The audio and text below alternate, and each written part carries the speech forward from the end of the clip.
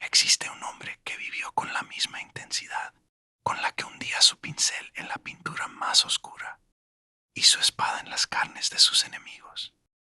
Se llamaba Michelangelo Merisi, pero la posteridad lo condenó y lo glorificó, bajo un solo nombre que todavía hoy suena a peligro y a misterio.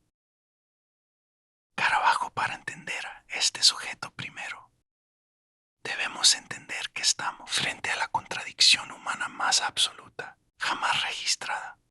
Por la mañana, Caravaggio era capaz de pintar la cara de la Virgen María con una devoción que hacía llorar a los cardenales. Y por la noche, ese mismo hombre recorría las tabernas más inmundas de Roma, buscando una excusa para iniciar una pelea a muerte. Era un genio que caminaba entre la santidad del lienzo y la violencia de la calle, un fugitivo de la justicia que cargaba con una sentencia de muerte sobre su cabeza, mientras transformaba para siempre la manera en que la humanidad percibe la luz. Antes de su llegada, el mundo del arte estaba sumido en lo que los historiadores llaman el manierismo, una época de figuras artificiales, colores pastel y pausis, elegantes que no tenían ninguna conexión con la vida real. Era un arte aburrido hecho por y para las élites que querían ignorar la sociedad del mundo. Pero Caravaggio llegó a la ciudad eterna con una propuesta radical que rompió la historia en dos. Él no quería pintar la belleza idealizada. Él quería pintar la verdad, por más dolorosa o asquerosa que fuera sus ángeles. Tenían los pies sucios de caminar por el barro. Sus santos tenían las uñas negras y sus vírgenes tenían los rostros de las prostitutas más famosas de los callejones romanos. No era simplemente realismo, era una revolución psicológica. La tesis que vamos a explorar en este viaje es que Caravaggio no pintaba la realidad tal cual era, sino que lograba algo mucho más perturbador. Capturaba la psicología del instante violento, ese milisegundo exacto, donde la vida se encuentra con la muerte, donde la luz desgarra la sombra y donde el alma humana queda al desnudo, en su estado más crudo. A lo largo de este video vamos a recorrer una vida que parece escrita por un guionista de cine, obsesionado con el caos.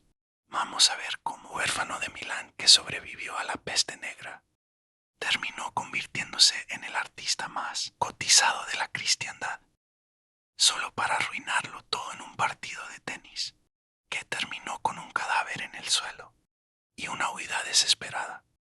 Hablaremos de cuadros que fueron robados por la mafia y que nunca volvieron a aparecer, de la sospecha de que fue envenenado por sus propios pigmentos y de la oscuridad que lo perseguía, no solo en sus cuadros, sino en su propia mente.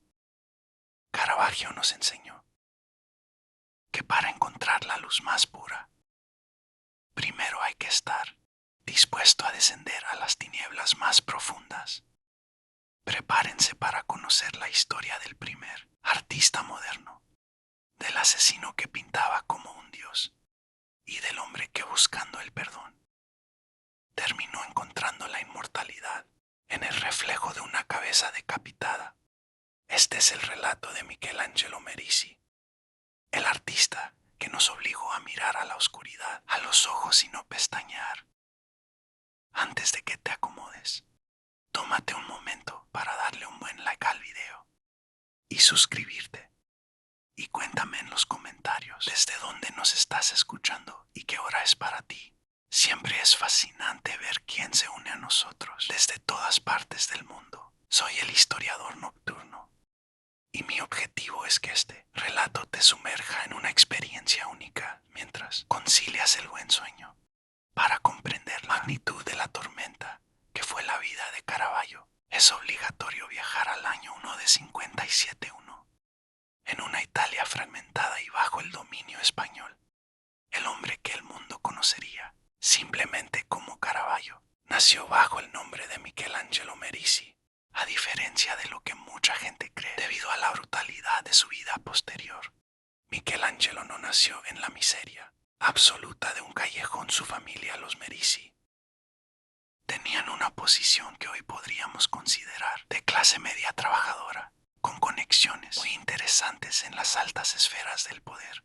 Su padre, Fermo Medici, trabajaba como maestro de obras y administrador para el marqués de Caravaggio, un título nobiliario vinculado a la poderosa familia. Sforza, esto es fundamental, porque significa que desde sus primeros años de vida, el pequeño Michelangelo estuvo expuesto a una dualidad constante. Por un lado, el mundo del esfuerzo físico, la cal, el ladrillo y el trabajo manual de su padre. Y por el otro, el acceso a los palacios y la protección de la aristocracia. El nombre de la ciudad que adoptaría como apodo, Caravaggio, es en realidad un pequeño pueblo en la provincia de Bérgamo, cerca de Milán, de donde procedía su familia. Crecer en el ducado de Milán en aquel entonces no era precisamente vivir en un jardín de rosas. Era una zona de frontera espiritual y política, marcada por un catolicismo férreo y austero, que se alejaba de los lujos excesivos de Roma. Esta atmósfera milanesa, mucho más sobria y directa, se filtraría en los poros del joven Michelangelo. Décadas después, se manifestaría en su rechazo total a lo artificial. Su linaje no le otorgaba riquezas, pero sí un recurso mucho más valioso en la Italia del siglo XVI, el patronazgo. Gracias a la cercanía de su padre con los marqueses, Michelangelo creció sabiendo que, aunque fuera un plebeyo, tenía un pie dentro de las casas de los poderosos. Sin embargo, esta estabilidad inicial estaba a punto de ser demolida por una de las fuerzas más aterradoras de la historia de la humanidad, algo que marcaría su psicología para siempre y que convertiría su infancia en un escenario de supervivencia pura. Si hay un evento que puede explicar la oscuridad casi asfixiante que domina la obra de este genio, es la tragedia que lo golpeó cuando apenas era un niño de 5 años. En el año 1 de 57-0 y 6 de enero, sombra invisible y letal, descendió sobre el ducado de Milán la peste bubónica. Esta no era una enfermedad cualquiera, era lo que en la época llamaban el castigo de Dios, una plaga que transformaba las ciudades en cementerios a cielo abierto.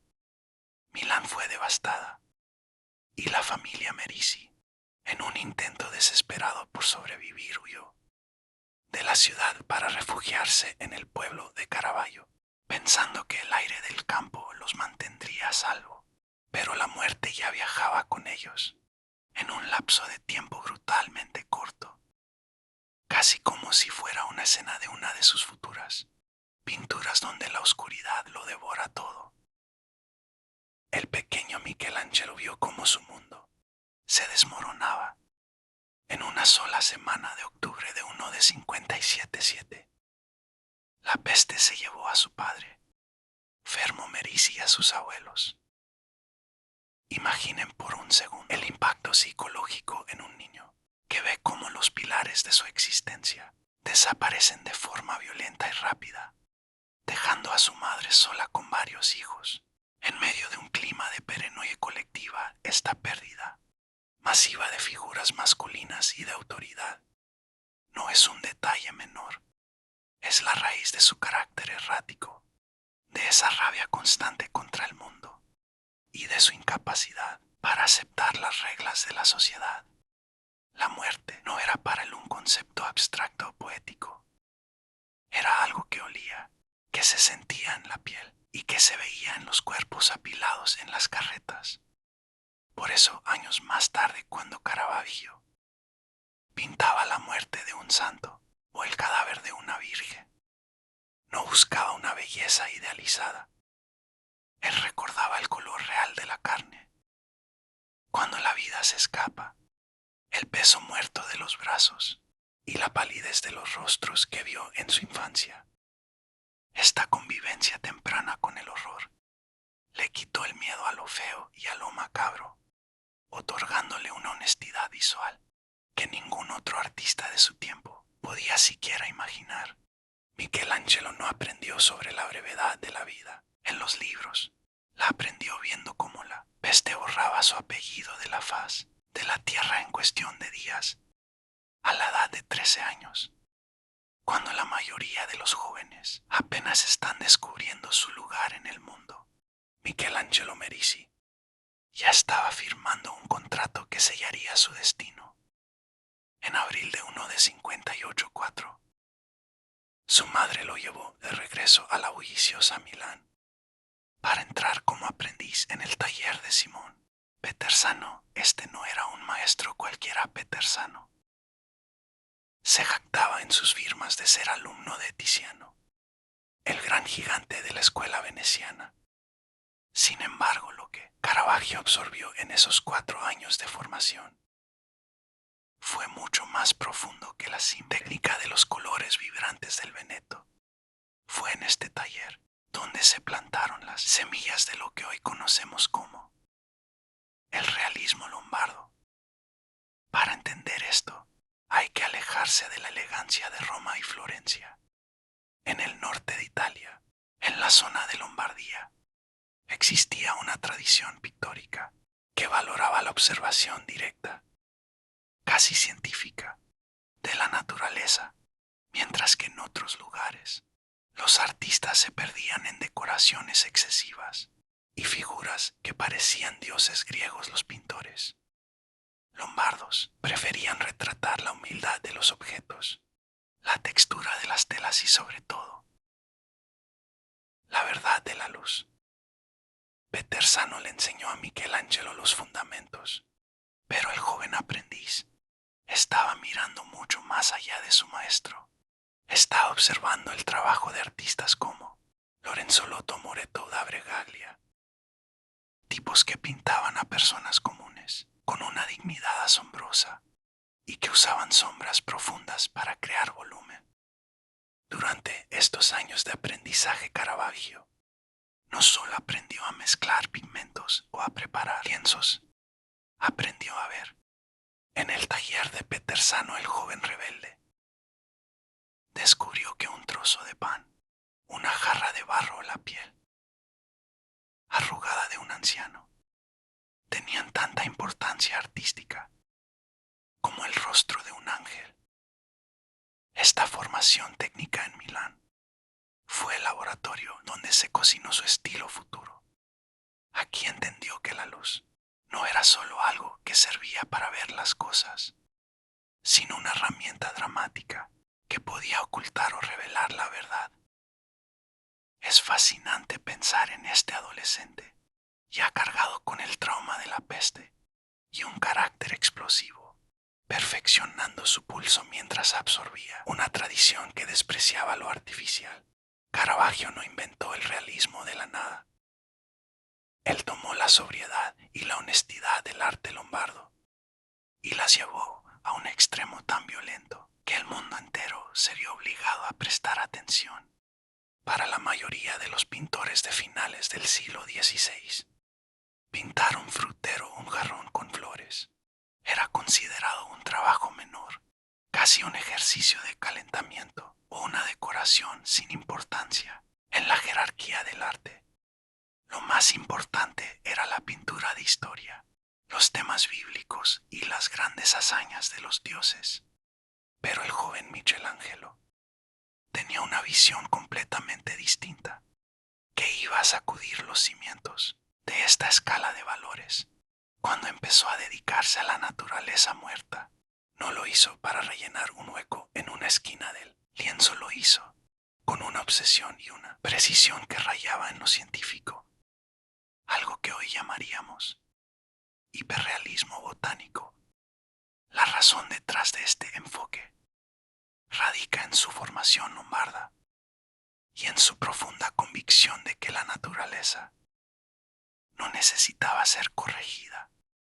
Caravaggio despreciaba la idea de que el artista debía embellecer lo que veía. Si una manzana tenía una mancha de podredumbre, él la pintaba. Si una hoja de vid estaba marchita o comida por un insecto, la retrataba con un detalle microscópico. Esta era una declaración de guerra contra el idealismo de la época para él. Un cesto de fruta requería tanto talento y esfuerzo como el rostro de un profeta. De hecho, se le atribuye una frase que define toda su carrera. Me cuesta tanto trabajo hacer un buen cuadro de flores como uno de figuras. Esta precisión científica no era solo una cuestión de habilidad manual, sino una forma de capturar el paso del tiempo, lo que en arte conocemos como vanitas. Al pintar la fruta en su estado real, con sus imperfecciones y sus signos de descomposición, Caravaggio nos estaba hablando de la brevedad de la vida y de la belleza que reside en lo efímero. No buscaba la perfección eterna, buscaba la verdad del momento. En sus cuadros de esta época, la luz golpea las superficies de las uvas o el brillo del agua en un jarrón con una fidelidad que parece fotografía. Fue este dominio absoluto de los objetos inanimados lo que le permitió, más adelante, tratar los cuerpos humanos con esa misma crudeza física. Michelangelo no solo pintaba cosas, les otorgaba una presencia táctil, logrando que el espectador pudiera casi oler la madurez de la fruta o sentir la rugosidad de una cáscara, rompiendo la barrera entre la pintura y la vida real hacia el año 1 de 59-2. La estancia de Michelangelo en Milán se volvió simplemente insostenible, aunque los registros de esta época son fragmentarios y están envueltos en las sombras que tanto le gustaban. Las crónicas de sus primeros biógrafos nos pintan el retrato de un hombre que ya no podía contener la violencia que llevaba dentro. Se dice que el joven artista se vio envuelto en una serie de altercados callejeros y disputas que terminaron de la peor manera. Algunas fuentes mencionan incluso una pelea que terminó con un muerto, o al menos con un herido de gravedad, lo que lo obligó a poner tierra de por medio para evitar la cárcel o una venganza sangrienta. Este es el primer gran patrón que vemos en su vida. El arte como salvación y el temperamento como condena. Michelangelo vendió lo poco que le quedaba de la herencia familiar. Le dio la espalda a su madre y a sus hermanos y emprendió el camino hacia el sur, hacia la ciudad eterna, pero no se fue como un joven entusiasta buscando fortuna, sino como alguien que escapa de su propio destino. En este viaje, a Roma ya asomaba ese temperamento ingobernable que lo definiría hasta el último de sus días, un orgullo desmedido, una sensibilidad a flor de piel y una predisposición casi magnética hacia el conflicto. Era un hombre que caminaba con la mano siempre cerca del pomo de la espada, alguien que no aceptaba una mirada desafiante y que despreciaba las convenciones sociales de una Italia que exigía modales y sumisión. Su llegada a Roma fue la de un don nadie. Apareció en las puertas de la ciudad sin dinero, sin contactos de peso y con la ropa gastada por el viaje, pero con una confianza en su propio talento que rozaba la arrogancia. Roma en aquel entonces era el centro del universo, una jungla de poder donde miles de artistas luchaban por las migajas de los encargos papales.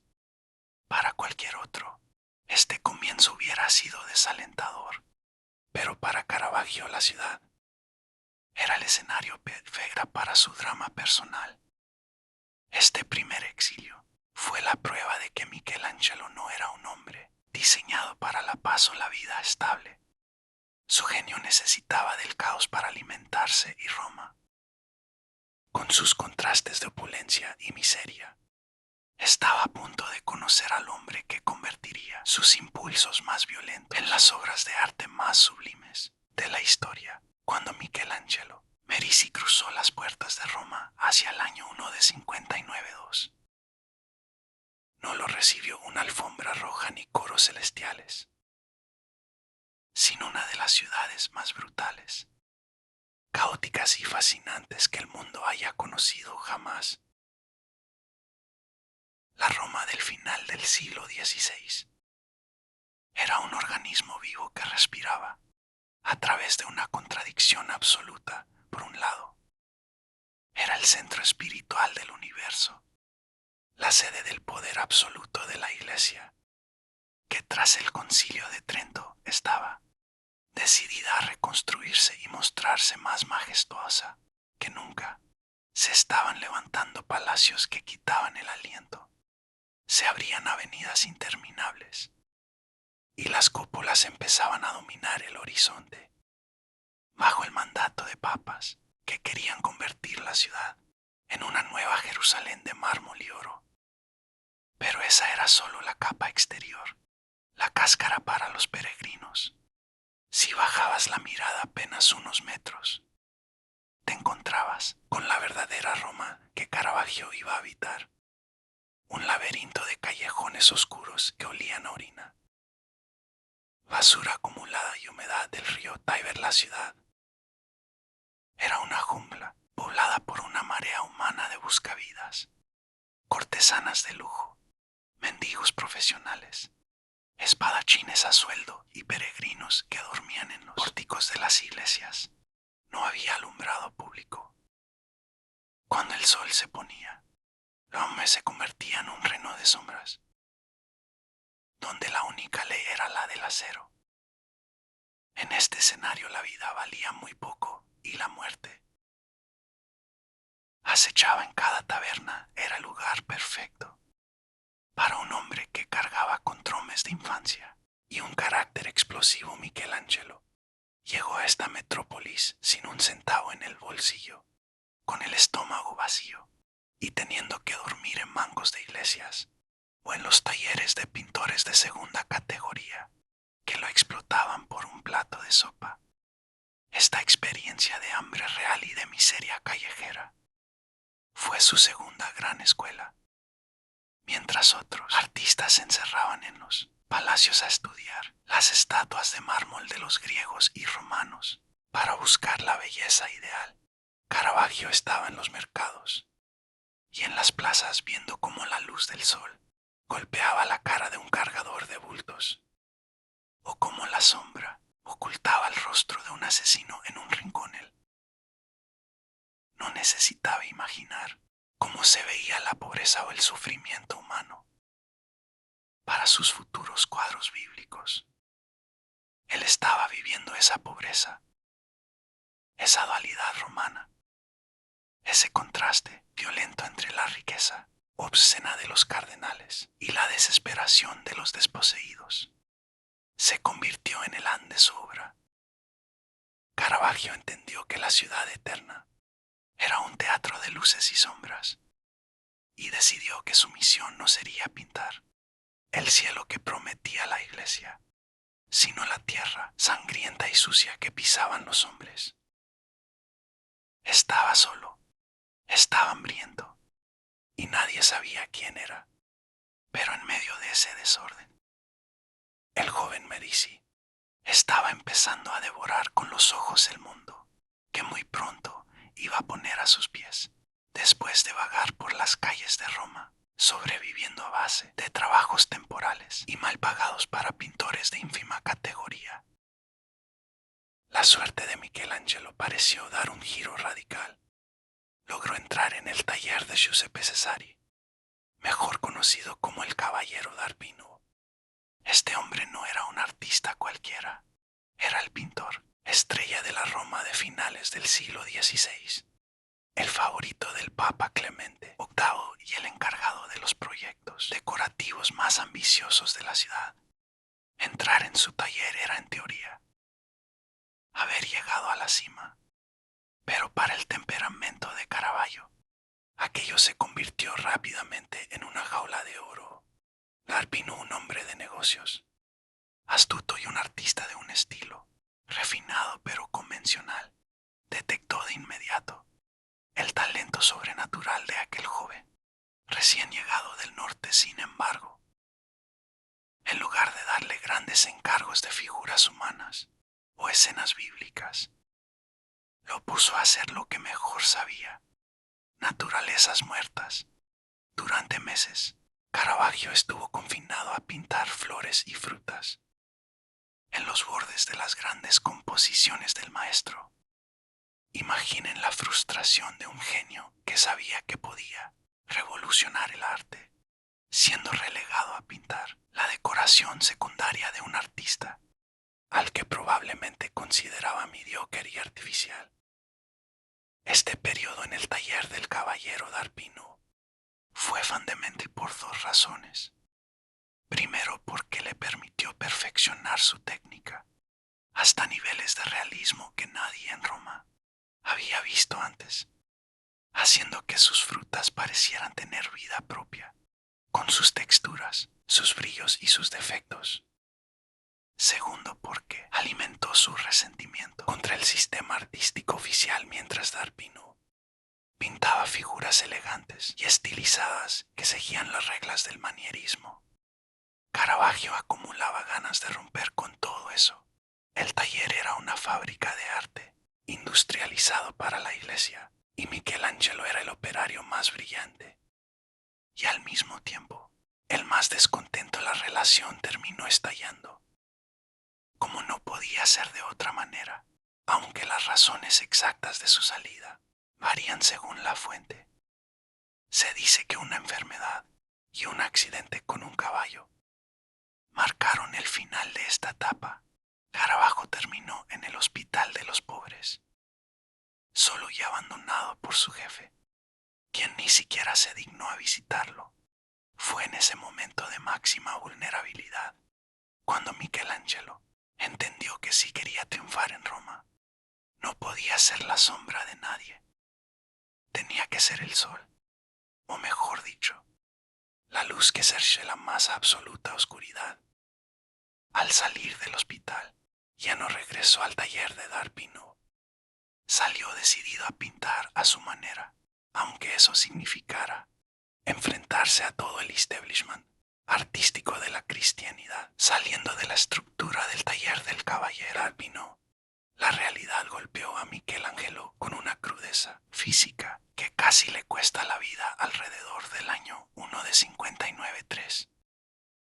El artista terminó postrado en una cama del Hospital de la Consolación, una institución destinada a los pobres y desamparados. No era lugar donde esperarías encontrar al próximo genio del arte, sino el sitio donde la gente iba a morir en silencio. Caravaggio contrajo una enfermedad que los historiadores todavía debaten hoy.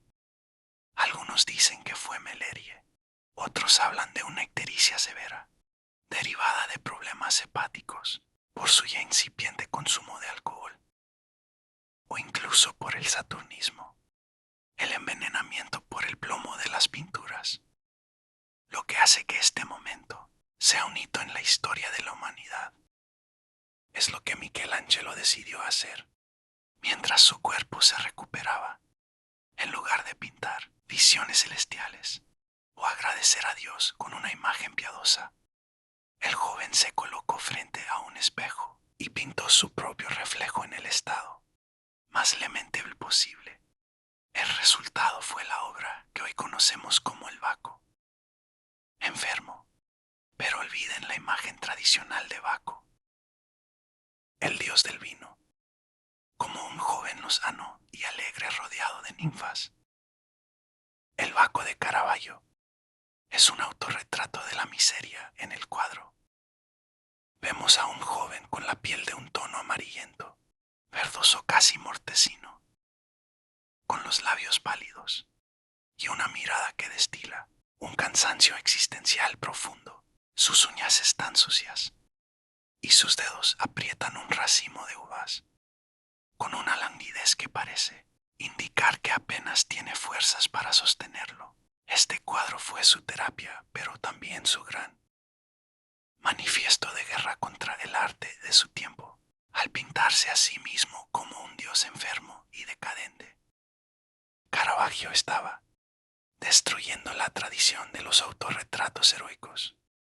Estaba diciendo que incluso lo divino puede estar podrido, que la enfermedad es una parte inseparable de la experiencia humana y que un artista no debe ocultar su debilidad, sino usarla como materia prima. Pintar este cuadro no fue solo un ejercicio de supervivencia económica para venderlo después, fue un acto de exorcismo. Usó su propia carne enferma como lienzo de experimentación. Al observarse en el espejo, con esa mirada clínica y despiadada, descubrió que la verdad de la pintura no estaba en la imaginación, sino en el dolor físico y en el desgaste del tiempo. Este vaco amarillento es la prueba de que Michelangelo Merisi ya no tenía miedo a nada. Había tocado el fondo del sistema de salud de la época. Había visto de cerca la cara de la muerte en la sala de un hospital para indigentes y había salido de allí con una herramienta nueva, una honestidad brutal que ningún otro pintor de Roma se atrevía a manejar. Ya no era un aprendiz, era un hombre que había transformado su propio sufrimiento en una obra maestra de la psicología humana, tras sobrevivir a la enfermedad y deambular, vendiendo sus cuadros por precios miserables en el mercado abierto. El destino de Caravaggio cambió gracias a una partida de cartas, o mejor dicho, a una pintura que retrataba a uno marchante de arte, llamado Constantino Spata. Puso en su escaparate una obra titulada Los Taures, donde se veía a un joven ingenuo siendo estafado por dos tramposos. Ese cuadro llamó la atención del hombre más importante en la vida profesional de Michelangelo, el cardenal Francesco María del Monte. Del Monte no era un religioso tradicional, era un diplomático refinado, representante de los intereses de los Medici en Roma, amante de la música, la ciencia y sobre todo un buscador de talentos exóticos. Al ver la obra de Caravaggio, el cardenal no solo compró el lienzo, sino que decidió comprar al artista. Este encuentro marca el ascenso de Caravaggio a la estratosfera social. De dormir en bancos de iglesias y comer sobras, pasó a vivir en el Palacio Madama, la actual sede del Senado italiano, bajo la protección directa de uno de los hombres más poderosos de la cristiandad. Piensen en el choque cultural. El muchacho violento de los callejones, acostumbrado a las peleas de taberna, ahora desayunaba rodeado de intelectuales, astrónomos que discutían las teorías de Galileo y músicos que experimentaban con nuevas formas de polifonía. Del Monte le dio a Caravaggio algo que nunca había tenido: un sueldo fijo, una habitación propia y, lo más importante, un laboratorio privado para sus experimentos con la luz. En el Palacio Madama, Caravaggio dejó de ser un artesano para convertirse en un intelectual del pincel. El cardenal, que tenía una curiosidad científica insaciable, probablemente alentó al artista a utilizar lentes y espejos, integrando la tecnología óptica de la época en su proceso creativo. Pero no todo era estudio y silencio. La atmósfera en la corte de Del Monte era sofisticada y, según algunos cronistas de la época, cargada de una sensualidad ambigua y festiva que encajaba perfectamente con la personalidad del artista. Bajo este techo, Caravaggio pintó algunas de sus obras más famosas y enigmáticas. rodeado de un aliteque. Por primera vez, celebraba su excentricidad en lugar de castigarla. Este periodo fue la incubadora del genio. Gracias al cardenal Michelangelo, tuvo acceso a los niveles más altos de la jerarquía eclesiástica, lo que le permitiría más tarde obtener los encargos públicos que cambiarían la historia del arte. Sin embargo, este ascenso también alimentó su ego, ya de por sí inflado. Al sentirse protegido por un príncipe de la iglesia, Caravaggio empezó a creerse intocable. El Palacio Madama fue su refugio, pero también el lugar donde su arrogancia terminó de cristalizar. Estaba en la cima, tenía el apoyo del poder y el respeto de la intelectualidad, pero en lo más profundo de su ser seguía siendo el mismo hombre que prefería la compañía de los marginados a la de los cortesanos. Esta tensión entre su nueva vida de lujo y su instinto callejero estaba a punto de explotar en una serie de pinturas que escandalizarían a toda Roma. Bajo la protección del cardenal del Monte, Caravaggio entró en una fase creativa fascinante y para muchos de sus contemporáneos profundamente perturbadora. En las habitaciones del Palacio Madama, el artista empezó a poblar sus lienzos con una serie de figuras masculinas adolescentes que rompían con toda la tradición de la época. No eran ángeles asexuados ni héroes musculosos al estilo de Miguel Ángel Buonarroti. Eran muchachos de carne y hueso con miradas lánguidas, labios entreabiertos y una carga sensual que desbordaba los límites de lo estrictamente artístico en obras como Los Músicos. Caravaggio nos presenta una escena que, bajo la excusa de una alegoría musical, se siente como un momento de intimidad compartida en un ambiente privado y sofocante. Si observamos con detenimiento Los Músicos, notamos que los jóvenes están apretujados en un espacio estrecho vistiéndose o desvistiéndose con túnicas pseudoclásicas que dejan los hombros al descubierto de una manera provocadora. No hay una intención de narrar una historia épica, sino de capturar una atmósfera. La mirada de uno de ellos se dirige directamente al espectador, invitándolo a entrar en ese círculo cerrado. Es aquí donde la ambigüedad erótica se vuelve innegable. El cardenal del Monte, un hombre de una cultura refinadísima, disfrutaba de este tipo de representaciones que jugaban con el deseo y la estética, y Caravaggio, con su naturalismo radical, le entregó imágenes que palpitaban vida. En el fondo de este cuadro, incluso vemos a un joven caracterizado como Cupido, que está buscando un racimo de uvas, una referencia clásica al placer y a la ebriedad, pero pintado con una fragilidad humana que lo aleja de cualquier idealismo divino. Esta misma energía se siente en él, joven con canasta de frutas aquí. El modelo es probablemente Mario Minetti, un joven pintor siciliano que se convirtió en el compañero constante y, según muchos historiadores, el amante de Caravaggio durante sus años en Roma.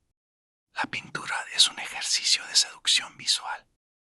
El muchacho sostiene un cesto pesado contra su pecho, inclinando la cabeza con una expresión de entrega, casi de vulnerabilidad. Lo que hace que esta obra sea revolucionaria es el contraste entre la frescura del joven y la fruta que transporta. Si miramos bien la canasta, vemos hojas marchitas y uvas que están a punto de pasar su punto de madurez.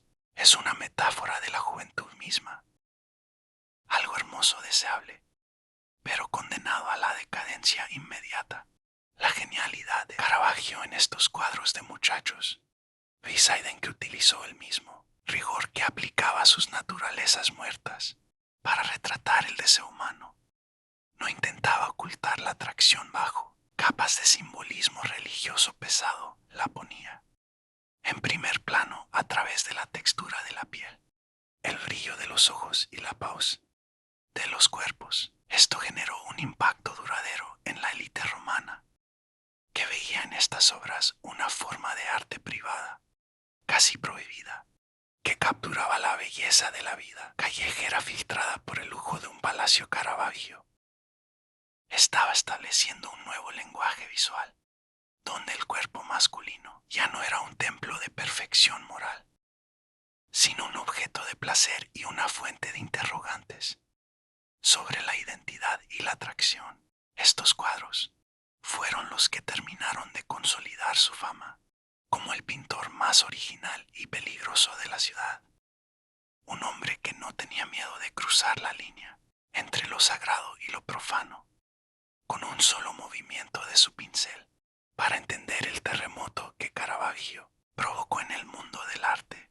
Hay que imaginar que antes de él, la pintura era como un escenario de teatro, con todas las luces encendidas. En el Renacimiento y el manierismo, el fondo de un cuadro solía ser un paisaje detallado, una arquitectura perfecta o un cielo lleno de nubes esponjosas. Todo estaba a la vista, pero Michelangelo Merisi decidió que el exceso de información era un estorbo para la emoción. Su ruptura con la tradición no fue un cambio sutil, fue un apagón total. Él introdujo lo que hoy conocemos como el tenebrismo, la técnica de sumergir la escena en una oscuridad casi absoluta, dejando que solo los elementos esenciales fueran rescatados por un rayo de luz violento y direccional. Este uso del fondo negro no era un capricho estético, ni una falta de ganas de pintar paisajes. Era la invención de un espacio psicológico al eliminar el horizonte, el suelo y las paredes Caravaggio. Obligaba al espectador a concentrarse únicamente en el drama humano. El negro de sus cuadros no es un vacío, es una presencia activa, una sombra densa que parece querer devorar a los personajes. En este vacío, el tiempo se detiene. Ya no importa dónde están los santos o los pecadores. Lo que importa es lo que están sintiendo en ese milisegundo de revelación o de dolor. Es como si el artista hubiera inventado el primer plano cinematográfico de la historia, siglos antes de que existieran las cámaras. La genialidad de este fondo oscuro radica en que funciona como un amplificador del silencio. En una época donde el arte buscaba ser ruidoso y decorativo, Caravaggio propuso una sobriedad radical que resultaba mucho más impactante. El fondo negro permitía que los colores, aunque limitados, vibraran con una intensidad sobrenatural. Un rojo sangre, un blanco sucio el ocre de la piel, resaltaban sobre la tiniebla con una fuerza táctil. Esta técnica también servía para ocultar lo que no era necesario y para generar una sensación de misterio que invitaba a la audiencia a proyectar sus propios miedos en las sombras. No estamos solo ante una técnica de iluminación, estamos ante una nueva forma de entender la existencia. Al aislar a sus figuras en la oscuridad, Caravaggio estaba diciendo que el hombre está solo frente a su destino, frente a Dios o frente a la muerte. El tenebrismo transformó la pintura en una experiencia inmersiva y claustrofóbica que no permitía distracciones. Fue así como Michelangelo Merisi se convirtió en el primer director de fotografía de la historia, un hombre que entendió que, para que la luz tenga un significado real, primero debe nacer de una oscuridad total y despiadada. El mito del genio que simplemente se sienta frente al lienzo y recibe una iluminación divina queda totalmente descartado cuando analizamos el método de trabajo de Michelangelo Merisi. Caravaggio no era un místico, era en muchos sentidos un técnico obsesivo, un manipulador de la realidad que convirtió su taller en una especie de laboratorio óptico. Las crónicas de la época y los estudios modernos sugieren que el artista no pintaba con la luz natural de una ventana abierta al sol del mediodía, sino que controlaba el entorno como si fuera un set de filmación moderno. Sus contemporáneos relataban con asombro y cierto temor cómo Caravaggio pintaba en una habitación cuyas paredes habían sido pintadas totalmente de negro en el techo. Había practicado un solo agujero estratégico por el cual dejaba pasar un único rayo de luz cenital, creando ese efecto de luz de sótano tan característico que caía verticalmente sobre los modelos, resaltando cada músculo y cada arruga, mientras el resto del espacio permanecía en la penumbra más absoluta. Pero aquí es donde la historia se pone realmente interesante. Y entramos en el terreno de las teorías que han revolucionado la historia del arte en las últimas décadas. Investigadores y artistas como Hackney han planteado una tesis fascinante. Caravaggio podría haber sido uno de los primeros pintores en utilizar tecnología óptica avanzada para proyectar imágenes sobre sus lienzos. Según esta teoría, el artista utilizaba una cámara oscura primitiva, un sistema de lentes y espejos cóncavos que le permitía proyectar la imagen del modelo real directamente sobre la tela. Esto explicaría varias cosas que siempre han desconcertado a los expertos. Primero, la ausencia casi total de dibujos preparatorios o bocetos debajo de su pintura. Caravaggio parecía atacar el lienzo directamente con el color. Segundo, la perspectiva a veces forzada y casi fotográfica de sus figuras, que tienen un realismo que parece imposible de lograr solo a ojo en esa época. Imaginen la escena.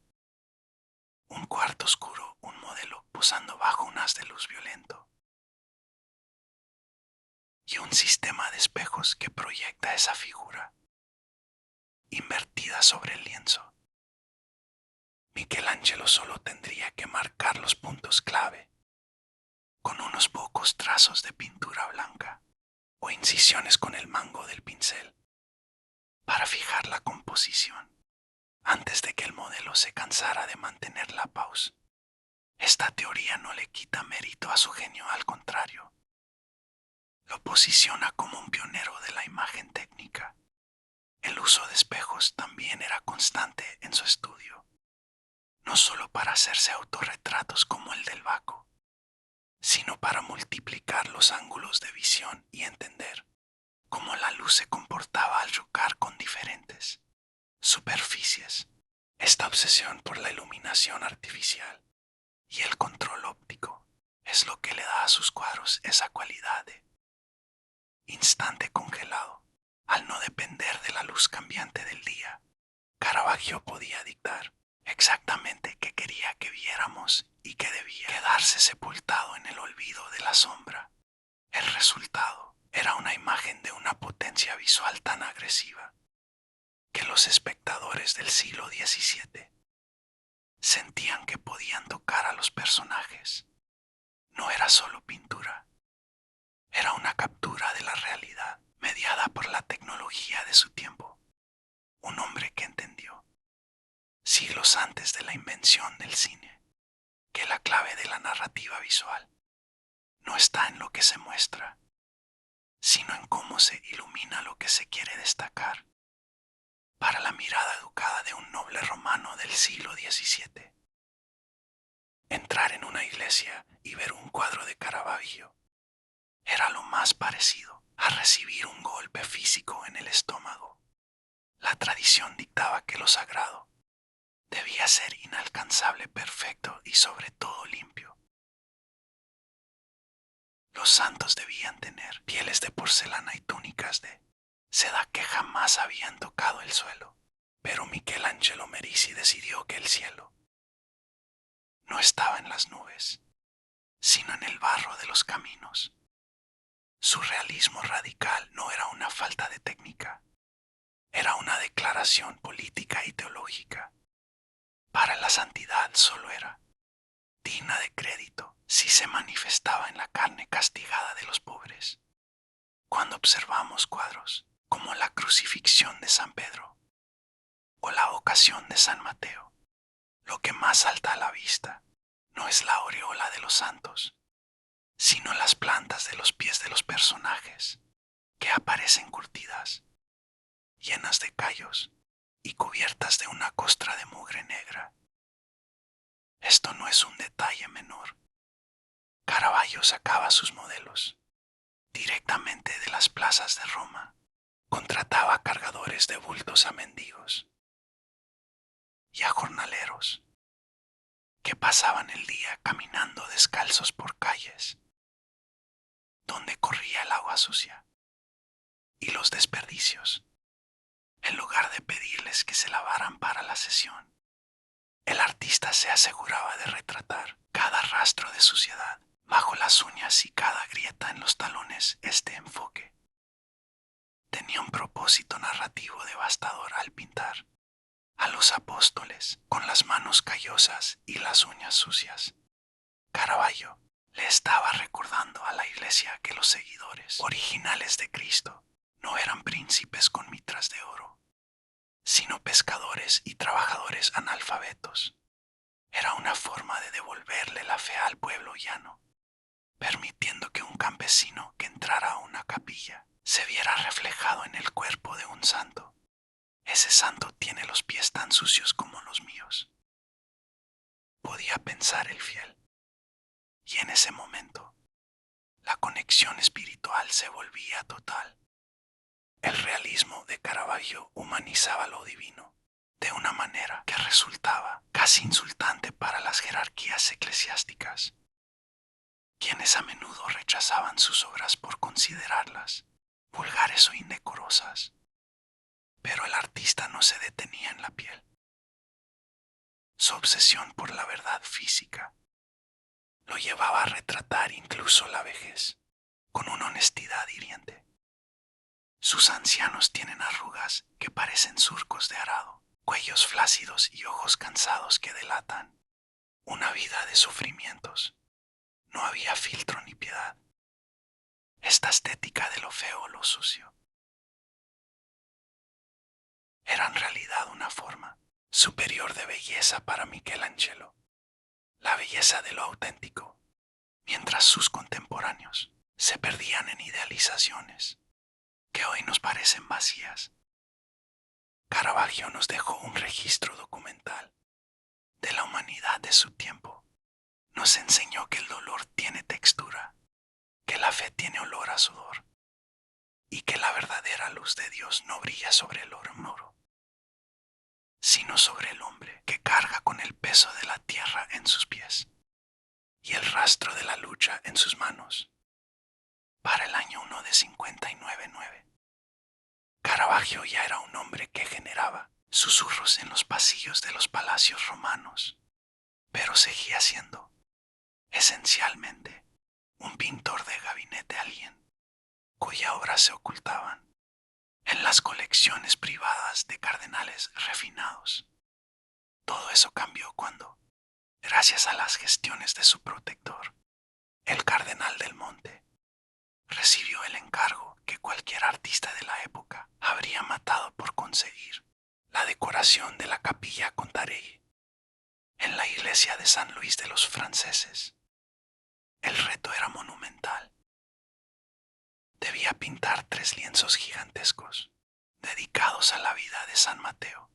Era su paso a la Champions League del arte, su oportunidad de demostrar que sus teorías sobre la luz y la realidad podían funcionar a una escala arquitectónica. Pero lo que Roma no sabía era que Michelangelo no iba a decorar una capilla, iba a asaltarla. Si tuviéramos que elegir un solo segundo en el que la pintura cambió para siempre, ese segundo está plasmado en la pared izquierda de la capilla Contarelli. La vocación de San Mateo no parece una escena religiosa, parece una redada policial. en una taberna clandestina de los barrios bajos de Roma. La escena nos sitúa en una oficina de recaudación de impuestos, un lugar oscuro cerrado, donde un grupo de hombres, vestidos con ropas contemporáneas del siglo XVII, terciopelos, plumas, calzas, cuentan monedas con una avaricia que se puede oler a través del lienzo. Mateo el recaudador está allí, rodeado de sus secuaces, sumergido en la contabilidad del mundo material. De repente por la derecha entra Cristo.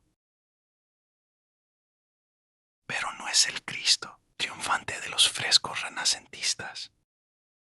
Es una figura que inmerge la sombra casi oculta, cuya presencia solo se delata por un halo finísimo, casi invisible, y por un brazo extendido que imita, de forma magistral y provocadora, el gesto del Adán de Miguel Ángel en la Capilla Sixtina. Pero aquí es donde Caravaggio hace su magia negra. Sobre la mano de Cristo entra un rayo de luz cortante violento que atraviesa la pared del fondo. Esa luz no viene de ninguna ventana visible. Es una luz sobrenatural, pero con una presencia física aterradora. Ese rayo de luz divide la historia del arte en un antes y un después. La luz no ilumina la habitación. El dedo de Jesús apunta a Mateo y la luz sigue esa dirección, cayendo directamente sobre el rostro del recaudador, quien se señala el pecho con una expresión de quien. Yo es el momento exacto de la conversión, el instante en que lo divino irrumpe en lo cotidiano y lo mundano. No hay nubes, no hay ángeles volando, no hay efectos especiales, solo hay un hombre sorprendido en una mesa de juego por una claridad que le quita la ceguera espiritual. Caravaggio nos dice que la salvación no ocurre en los templos limpios, sino en medio de la corrupción y el dinero sucio. Es una pintura que se puede escuchar el tintineo de las monedas, se detiene ante el silencio absoluto de ese rayo de luz. En la pared opuesta, el tono cambia drásticamente. Si la ocasión era silencio y revelación, el martirio de San Mateo es ruido, gritos y violencia pura. Fue el cuadro que más le costó pintar. Los rayos X han revelado que Caravaggio pintó y borró composiciones enteras antes de decidirse por esta versión final. Aquí el santo está en el suelo, a punto de ser ejecutado por un sicario enviado por el rey de Etiopía. La composición es un torbellino de cuerpos que parecen explotar desde el centro hacia los bordes. Lo más perturbador es el verdugo. Es un hombre joven casi desnudo, con una musculatura poderosa que brilla bajo una iluminación teatral, que agarra la mano del santo anciano mientras éste intenta protegerse. Hay un ángel que baja desde una nube de humo, pero su gesto no es de consuelo, sino que le ofrece la palma del martirio, de una manera que parece que San Mateo apenas puede alcanzarla. En medio del forcejeo, la gente alrededor huye despavorida. Un niño grita, con una expresión de horror absoluto que prefigura el grito de la pintura moderna. Pero en medio de este caos organizado en el fondo, casi fundiéndose con la oscuridad de una columna, aparece un rostro. Es un hombre con barba rala, frente amplia y una mirada cargada de una tristeza infinita y una culpa pesada. Es el propio Caravaggio. Se pintó a sí mismo no como un espectador heroico, sino como un testigo cómplice en la escena del crimen. Su mirada no es de devoción, es la mirada de alguien que ha visto demasiada sangre en las calles y que sabe que en el fondo Todos somos culpables es el primer autorretrato en una escena de asesinato de la historia del arte. Una confesión de su propia naturaleza violenta en medio de un encargo sagrado. Para el altar central de la capilla, Caravaggio debía representar a San Mateo, escribiendo su evangelio bajo la inspiración de un ángel el artista, fiel a su estilo de no pedir permiso. Entregó una obra que dejó a los sacerdotes de San Luis de los franceses en estado de shock en esa primera versión. San Mateo era un campesino analfabeto, rudo